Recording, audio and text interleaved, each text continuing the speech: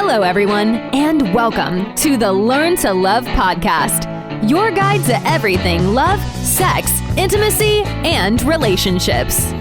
Each week, your host, Zach Beach, interviews new experts on love, including couples therapists, relationship coaches, sex educators, and best-selling authors. Learn the best tips and cutting-edge wisdom to better love yourself, others, and the world. Thanks so much for joining us. We hope you enjoy the show. Welcome to the Learn to Love podcast, everyone. I'm your host, Zach Beach, and I'm here with the incredible author and relationship coach, Michael Sorensen. Hello, Michael, and welcome to the show. Hey, Zach, thanks for having me. Today, we are going to talk about the power of validation. But before we get into that, let's learn a little bit more about Michael. For those that don't know, Michael Sorensen is a best-selling author, speaker, and relationship coach. His award-winning book, I Hear You, The Surprisingly Simple Skill Behind Extraordinary Relationships, consistently holds the #1 spot on multiple Amazon bestseller charts and is changing the way people approach relationships in business, love, and life. Hello, Michael. How are you doing today? Just dandy. Thank you. How are you? I'm very well. And I get that you're feeling pretty dandy because that makes sense. It's a beautiful day and I know you're in Utah. I'm sure the sun is shining and it's perfectly understandable that you're feeling dandy. Thank you. How did I do? So. Maybe we can work a little bit on that. All right, good. Well, I might need some guidance then on the power of validating a little bit better. So that's the topic for today, the what and how of validation. But let's just first talk about the why. So why is validation so important? Yeah, so validation, for listeners who might not be familiar with it, is essentially the act of helping someone feel heard and understood. It's helping somebody feel like they're not crazy for feeling however they're feeling, right? So if somebody comes to you and they're upset with their coworker and they want to vent and complain, what they want you to do is listen to them and then validate, meaning say, oh my gosh, that sucks. He really said that? I can't believe that, that's validating. Or on the flip side, right, like we kind of joked about here, it can be for positive things. So, we hop on a call and I'm like, oh my gosh, I'm so excited. The sun's shining. I finally get to walk outside. What I'm hoping for is, oh, that's awesome. It's especially with quarantine, like, we're all cooped up inside all day. That's got to be amazing to have great weather, right? So that's validation. And the why behind it, the reason why it's so important to learn how to give validation is because that's how we connect with other human beings. We crave acceptance, we crave appreciation, and we want to feel heard and recognized. And validation is the quickest way to gift that to someone. So we all need to feel seen and understood, and validation is the best way to do it. So how do we do it? You say that there are 2 components for effective validation. What are these components? The first is identifying a specific emotion, and the second is offering some form of justification for feeling that emotion. So if we go back to the 2 examples that I gave earlier, if someone's venting to you and complaining, well, a validating statement, it could be as simple as saying, oh my gosh, that would drive me crazy. And that satisfies the 2 bits, right? It identifies an emotion, which is shock or frustration. And then the justification piece is the fact that you yourself would feel the same way. Now, maybe we could talk later, Zach, in this episode about how to validate when you don't agree with someone or when you might not feel the same way. But nevertheless, at its simplest form, that's what validation is. It's recognizing the emotion that someone's feeling and showing some form of justification or appreciation for why they're feeling that way. So it sounds very simple, right? Identify a specific emotion and then give some form of justification for that emotion. Now, I'm imagining getting it wrong. So maybe your partner comes home and they're saying, oh my God, I had this tough day at work. And you're like, wow, you sound angry. And they're like, no, I'm not angry at all. So how do we go about identifying the right emotion? And what happens if we identify the wrong emotion? I love that you asked that. The beautiful thing is it kind of self-corrects, So if you say, wow, you seem angry, well, your spouse or your friend or whoever it is going to correct you. They're going to say, no, I'm not angry. I'm embarrassed. Whatever it is, they'll correct you. And so generally, it can only help to try to empathize, and to try to validate. And if we don't hit the nail on the head the first time, if the other person's willing to talk or share, they'll guide us to that accurate emotion. And then we can go, oh, okay, yeah, I actually totally get the embarrassment because you really put your neck out on the line there, So they'll correct us.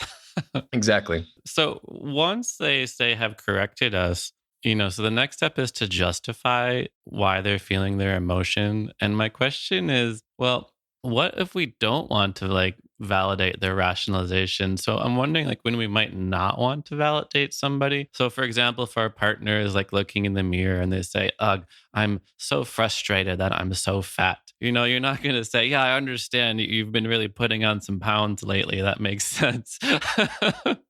Right. So, sometimes it helps to have someone be like, oh, you're being ridiculous right now. When we do disagree, perhaps we don't agree with their judgment of the certain situation, how do we validate someone without necessarily, justifying the evidence behind what they're saying? Sure. So to understand how to handle a situation like that, which are admittedly difficult, right? You're like, what do I say here? Most of us would immediately jump in and challenge it, right? We'd say, you're not fat, or, oh, don't worry about it, right? I imagine most everybody listening would probably respond that way, right? And Right. and yet that's actually not, in most instances, what the other person wants to hear. Now, I know that sounds crazy, right? Because no one wants to hear, yeah, you're fat, right? But the reason I say that is that it goes back to what we talked about a few minutes ago about our deep-seated human need to feel appreciated, to feel understood, and to not feel crazy, right? So when someone comes to you and they just say, oh my gosh, I feel so fat right now, you could say, no, you're not fat. And while that might kind of help them feel better, it's more like chopping away at the leaves rather than helping them feel the root of the problem. And so, in that instance, if somebody were to say to me, gee, I feel so fat, I might be like, oh, geez, that why do you say that? And I would ask a question, I would get curious around it, which would invite them to get curious about their emotions and their feelings. So it's a gift when we learn how to validate it. And you're right that it's very simple on the surface, but it actually gets it's very nuanced. And that's why my book subtitle is A Surprisingly Simple Skill Behind Extraordinary Relationships. That it's a very simple skill, but there's a lot of nuance to it. And when you understand how to validate in really any situation, it allows you to give candid feedback and have the other person actually hear you. In this situation of somebody saying something you disagree with, I actually do recommend in most instances validating how they're feeling first and then showing them to the light, then showing them truth around the situation that they might otherwise be missing. So it's simply a matter of when you tell them they're not fat rather than do I or don't I. Does that make sense? Absolutely. I really appreciate your emphasis on being curious about another person's emotional experience and also being curious about their own perspective and not to immediately negate, what the person is feeling because that doesn't feel good, right? Right. They're invalidating statements is what they are because they shoot down what the other person just said. They say, I feel this. And you say, don't feel that way, or it's not true. And that doesn't feel good to hear. No, it really doesn't. And I appreciate that curiosity about another person's experience because it does sort of change our relationship to what we might call negative emotions. And you're right in your book that we should change our relationship to these so-called negative emotions. And one of the things we quickly do if somebody is sad or somebody feels something negative is try our best to cheer them up or try our best to move away from the situation. But you talk about changing our relationship to these negative emotions. And how should we go about doing that? Yeah, this is something I'm passionate about. For listeners who might not be familiar with my background, I wrote this book because of experiences I had in 4 years of therapy.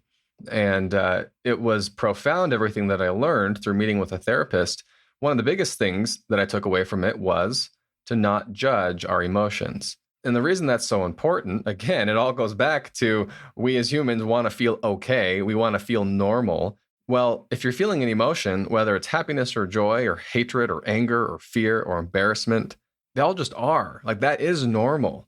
And chances are good that if somebody traces back everything that happened that led up to you feeling scared, they would feel the same way. Most of us are actually quite rational, even though on the surface our reactions might not look that way. And so I focus in the book on not judging our own emotions because that's a path back to sanity. When we're upset with something, or when we're upset with somebody and we're venting to a friend and they don't understand validation and they say, well, just don't think about it, right? Or just put a smile on your face, or just tough it out, or he didn't mean that, whatever it is. Again, they all mean well, but some people have it so much worse. Exactly. At least it's not whatever, right? Put yourself in that situation. How does it feel when someone says that? It doesn't feel helpful. Sometimes we almost get defensive and we start trying to defend why we're angry, right? Rather than actually letting it go. And so I'm a big proponent of looking at all of our emotions and stripping away the judgment from them and saying, instead of saying, oh, I'm so embarrassed, don't feel embarrassed, Michael. I say, oh, I'm so embarrassed. Well, yeah, I'm embarrassed because this, that, and this happened. Of course, anybody in my shoes would be embarrassed. That's validating. And I can validate myself. And the power in that is that actually allows me to now process that emotion and then let it go. Whereas if I just bury it and I try to push it down, or we try to push other people's emotions down, they fester. Rarely do they go away. More often than not, they come back with a vengeance through addiction or through other ways of acting out. That's such an important distinction, to validate our own emotions. And it's amazing that you discovered that yourself in therapy. Was that the beginning of your path towards discovering the power of validation? Yes, it absolutely was. It's funny because a lot of people ask me, well, you must have always, or they say, you must have always wanted to be an author, and how cool for you for hitting that dream. And I say, no, I actually never thought that I'd write a book. That was never on my list. And it was through therapy, through getting help, working through a number of different issues in my life, that I learned the power of validation, that I learned a lot of the skills and techniques and approaches that I talk about in the book, that maybe we can dive into some of them here in a moment, that changed my life so much that I felt the need to pay it forward. And so that ultimately, from therapy working on myself, ultimately led to me now trying to find ways of paying it forward. And you mentioned this ability to transform not only our intimate relationships, but also our relationships with others, and even in the business world. And you mentioned how in the business world, it's also a really wonderful way to give feedback to somebody else. Tell the listeners a little bit more about that, with your coworkers, with your boss, with people who you are managing. How might we begin to use validation in order to improve just the sense of connection in the workplace? Right. So I love validation as a manager. I manage a team of about 30 people right now, and I have to tell you, it's been phenomenal. I kind of look at my skill set, if you will, my arsenal as a manager with a bunch of different tools in it. And validation is my most valuable tool. It's the one I reach for most often. And reasons are plenty. I'm reminded of a recent OC Tanner study that talked about how, I think they surveyed, I'm going to get my facts wrong here, but it was like 200,000 people who had recently left a job. And they asked them what their reasons were for leaving. And nearly 80% of respondents cited a lack of appreciation as one of the main reasons why they quit their job. And you look at appreciation, right? And you think about what we've been talking about with validation, the two go hand in hand. Real validation is sincere appreciation. And so when it comes to managing a team, or even just working with a coworker, the same principles apply. People want to feel appreciated. They want to feel heard. They want to feel understood. There's a story in my book that you might remember where I talked about a direct report of mine, a guy on my team who was infamous for having very long-winded arguments or conversations with people, especially his managers. And literally, I had 2 to 3 hour conversations with this guy before, because we just talk in circles, And so he came into my office one day and he said, "Hey, Michael, can I talk?" And I said, "Sure," looking at my watch thinking, do I have 2 hours to spare here? But I thought, yeah, come in, sit down. And he basically said, "Michael, you assigned this person to this project, and I don't think he's qualified for it. I think he's going to ruin the brand," basically. He didn't say it quite like that.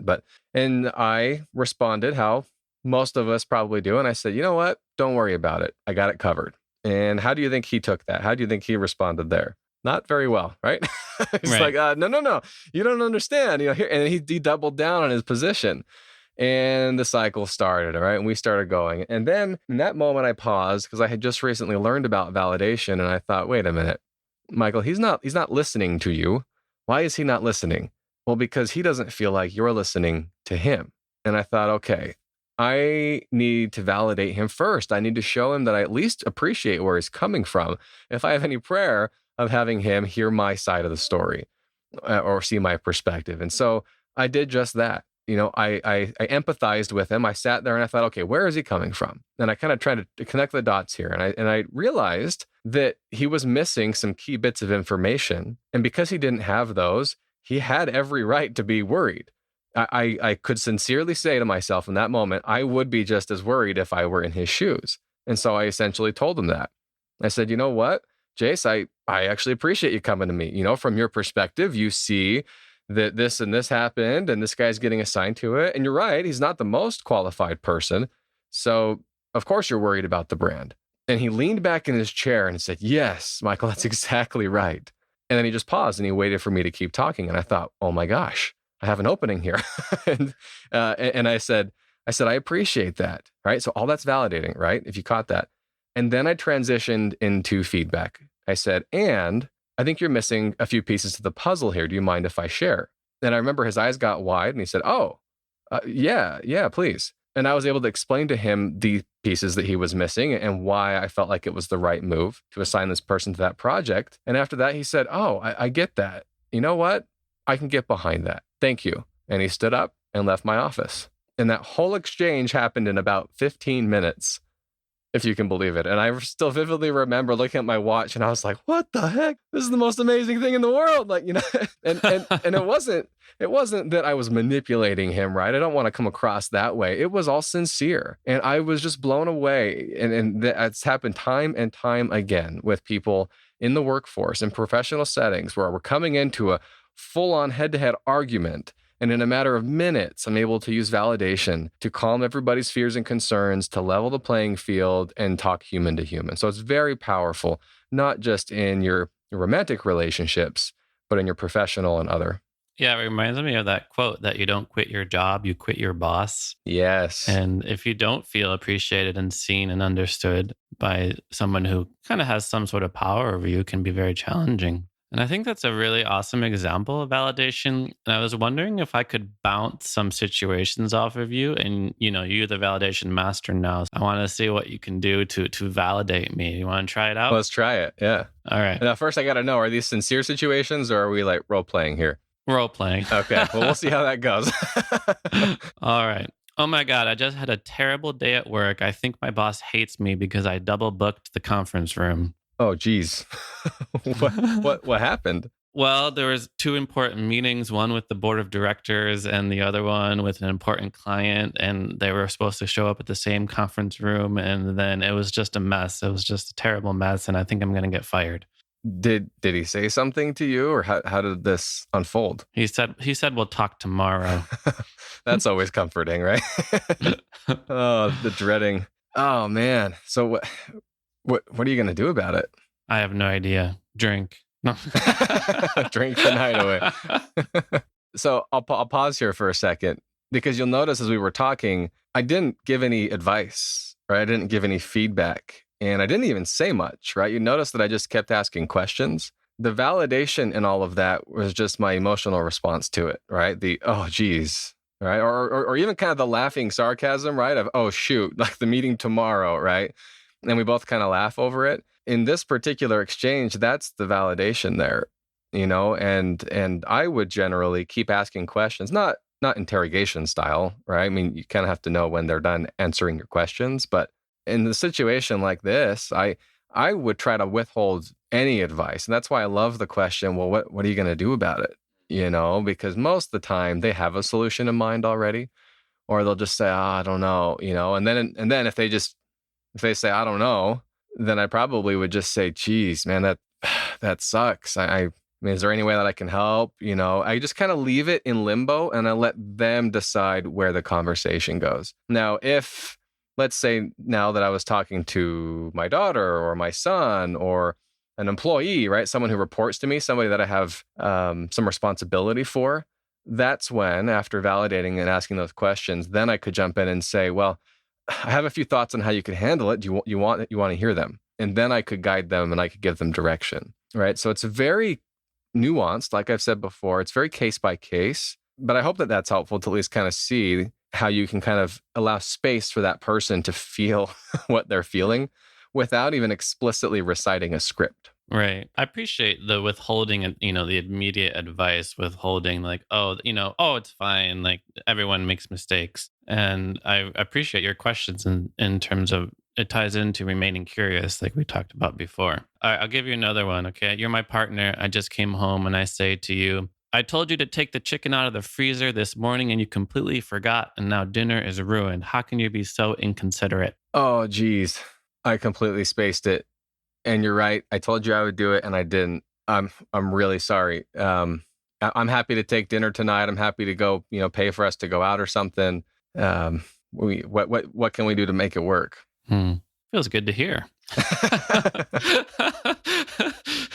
You didn't get defensive. You didn't attack back. Yeah. And, some listeners are probably thinking, well, what if they didn't tell me, and so we could go down any different path. But in that particular instance, right, in the role play mode, I assumed that it was my bad. And so I owned up to it. And the validation there is quite literal. It's like, you're right. You did ask me, one step further. I did say I would do it and I didn't. And I'm sorry. How can I repair this? Right? It's like you just own it and you don't give a lot of room for argument, assuming that this isn't a habit, right? Now, if I'm always the one doing it, maybe we flip sides. I do get questions from people and they're like, well, that's fine to say, but you forget every single day. Now we're getting into some more complicated stuff. But again, the tools of validation, of using and instead of but, absolutes. I mean, a lot of these things, if we don't have time to dive in here, they're available for free on my website as well. People can go check out. But it's all so many tools that once you know how to use them together, help you navigate virtually any emotionally charged conversation. No, I really appreciate your almost immediate empathy, just like, oh, wow, yeah, totally. Like after what I said. And let's go into that because you do make a really important distinction in your book about the difference between sympathy and empathy. What are the major differences between the two? Yeah. So sympathy, I like to look at as an outside looking in perspective. Brene Brown gave a fantastic metaphor or visual to this in a conference that she presented at once. She said, sympathy is kind of like your friend falls into a deep, dark hole and they're down at the bottom asking for help. And sympathy is standing on the edge of the hole, looking down and going, oh, geez, that's deep. I'm sorry you fell in there. Good luck, or she says, you want a sandwich? Like, I'll stand up here, but I'll throw you something. Versus empathy would be climbing down into the hole with them and sitting on the floor and going, oh, geez, it's dark down here. That's a long way up. Again, there's that validation piece there of just saying, I'm here with you. And then you can still say, I know how to get out. Do you want to come out with me? Right. So it's with me. It's me and you looking at a problem versus me looking at you facing a problem all by yourself is how I like to look at empathy versus sympathy. Such an important distinction. Sympathy is outside looking in and empathy is saying, I'm here with you. Beautiful. And earlier you mentioned the 2 steps towards properly validating somebody, identifying the emotion and then offering some justification for it. And later on in your book, you talk about a 4-step validation method. So what are those 2 additional steps we might want to add on to our validating? Sure. It might help maybe to rephrase the words a little bit. So the first 2 things we talked about are elements of validation. It's the 2 things that make something validating, is that identifying the emotion and then offering justification. The 4-step method I talk about is kind of a loose framework of how to apply validation in any situation. And so the 4 steps of that validation method are: 1, listen empathically, which we kind of talked about, right? Listening for the emotion that they're sharing. 2, validating them. 3 is when you give feedback or advice or assurance, again, after the validation. And then step 4 is validating again. So whether they're super excited and, oh, that was so good, such a great conversation, man. Hey, congrats again on that promotion. That's fantastic. That last little bit of validation there, step 4, goes a long way. And so those 4 steps, like I said, they're kind of a loose framework. And you could go through them 20 times in one long conversation, or you could go through them in 30 seconds with a very quick exchange with a friend as you're eating at lunch. So listen empathically, validate them, give feedback or advice, and validate again. Exactly. All right. Want to try that with another role play? Let's do it. All right. Just making up a situation. Okay. So, oh my God, my friend's boyfriend is cheating on her, and I just don't know what to do about it. Oh, geez. When did you find out? Well, she doesn't know. That's the thing. I saw a Facebook photo, and now I don't know if I should tell her or not. Oh, man. Yeah, that's tough. I mean, are you close with her? I mean, do you guys talk much? It is tough, and we are close. We talk all the time, and I don't know if I should tell her this thing that I found out. Man, I don't know. Well, I'm curious what you would want in that situation. I mean, if you were in her shoes, would you want to find out from a friend or would you? I don't know. What do you think? I would want to find out. Ideally, I would want to find out from my partner to be open and honest with me. But if he's not going to tell me, then I would think I would want a friend to tell me. Yeah, I don't know. Truthfully, I mean, if that, I mean, you know your relationship better than I do. If you think she'd want to know, that's probably what you ought to do. But again, I don't know your relationship there, but that's really tough. Yeah, no, you're right. I do think that talking to her about it is the right thing to do. So again, And scene. yeah, and see, right? That was great. So I mean, that's a situation where, like in real life, I wouldn't have advice that I would feel comfortable giving, which is why you heard me kind of beating around the bush, right? Or kind of avoiding, like, I don't want to be the one that said, well, he told me to tell you, because then my friend might come back to me and say, you told me to do it and it really ruined everything. So again, we're looking at one situation there, but you'll notice that again, it was more through the tone of my voice than anything of saying, phew, like I'm in it with you, right? That empathy. Geez, that's hard, man. I don't know what I would do. That's the validation piece that at least allows this person to let go of the immediate shock that they're probably feeling from finding out and hopefully get a little clearer minded so that they can figure out what they feel the right move is. No, it's true. Even in that role play, I felt like there was this weight on my shoulders. And then just hearing you say, wow, that's tough. I feel like, oh, half the weight is now on your shoulders. We're kind of sharing it and in this together. Nice. Yeah. And so that was a really beautiful process. And I want to tie this into sort of my validation at the very beginning and tie into the question of how do we move beyond being like a validation robot? So earlier at the very beginning, you were like, I'm glad. And I said, I'm hearing that you're glad. And that makes sense because, it's a nice day. How do we move into using validation in just a more natural way? Like, once we read your book or once we listen to the podcast and like, all right, I'm ready to go validate somebody. How do we make it sound natural and not just like repeating somebody's exact words that they just said right back to them? I love that you asked this. Frankly, this is a question I wish more interviewers would ask because as I observe people practicing validation, some of you listening are probably like, I already do that. That comes naturally to me, right? Or you might say, I know a friend that comes naturally to, but it doesn't come naturally to me. And that is where some of those people do get tripped up is they're over analyzing the situation perhaps, or they're trying so hard to do it quote unquote right that they're losing touch of just the emotion of the moment. And so if we revisit that very first conversation, right, like you said, it did feel robotic. It was, well, it makes sense to me why you're happy because it's so nice outside, right? Which technically is validating, right? Like if you go letter of the law, like identify emotion and it makes sense to me, right? But what's lacking in there is the empathy, right? What's lacking in there is that feeling of I'm here with you. And I feel it with you. And so ironically, or oddly enough, perhaps that could be made more natural by removing 80% of the words, and just saying, man, that's awesome. Right. Or nothing quite beats a nice sunny day. Something like that is just kind of like, yeah, I get you. Like it makes sense. I agree. I like that. That's fun. That's beautiful. That's awesome. All of that feels more validating than standing on the outside. I see that you're happy and it makes sense to me why you're feeling that way. Does that make sense? Absolutely. It reminds me of, you also mentioned in your book, John Gottman's concept of turning toward what somebody is saying, where, someone says, oh, wow, look at that, look at that boat over there. It looks really cool. And then turning toward is looking over and saying, oh, yeah, that does look cool. Right. Yeah. Yeah. Gottman's research is phenomenal. If any of you listeners haven't checked it out, I strongly recommend you look it up.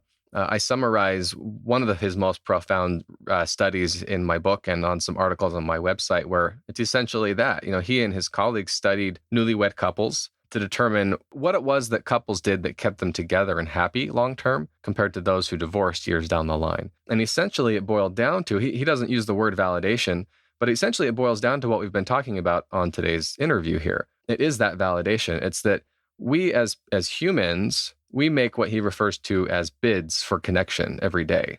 It's essentially, as I've phrased it here, asking for validation. So it's saying, man, check out that car. That's a bid, as Gottman refers to it. And what we're hoping for is validation. We're hoping for that response of, wow, that's awesome. Or that's a beautiful color. Or, oh man, I got to get me one of these days, right? All of those are validating positive responses versus negative, which would be, oh, that's hideous, right? That doesn't sound good to hear. Or just as bad, the neutral or disconnected of, oh, that's nice, dear. Or, and basically his research showed that those neutral or passive or negative responses, those were some of the biggest factors that determined whether a couple would be married and happy or separated and unhappy years down the line. It all comes down to validation. It does. It's like a Swiss Army knife. I always have to kind of temper things a little bit when I give presentations or even do interviews like this, right? Because it really is so incredibly versatile that sometimes people are like, wait, I tried it here and it didn't work. And it's because you got to kind of learn the nuances. You got to get the hang of it. But it almost always works, quote unquote, because all we're talking about is conveying sincere human connection. And when that's there, it's hard for anything not to work. Or at least it simplifies or it makes things a little easier to navigate when you're in a very charged situation. So I wanted to ask you real quick, kind of before our final question, because so far we've been talking about this really big tool of validation and all the ways that we can apply it in our lives. But also in your book, you mentioned a lot of small tools and small tips, such as leading with an I. So I feel, I think, and avoiding using the word but in the middle of your sentence and more. Beyond simply validation, what's like one little small tip or tool you find yourself using most often? Sure. Without question, it's that replacing the word but with and principle.